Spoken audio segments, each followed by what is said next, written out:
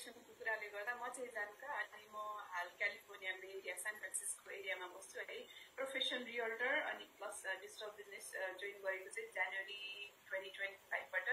new beginning new year अब रियल्टरमा पनि पैसा त राम्रै कमाइरा हो तर अझ सजिलो घरमा बसेर के छ भनेर अप्सन हेर्दा चाहिँ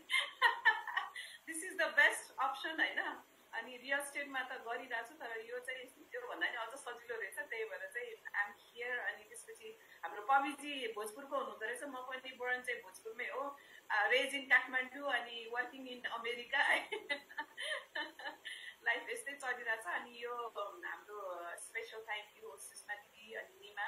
अनि त्यसपछि हाम्रो ज्ञान दाई इन्द्र दाई हाम्रो एरियाको अनि त्यसपछि फुर्पा माई मेन्टर अनि मेरो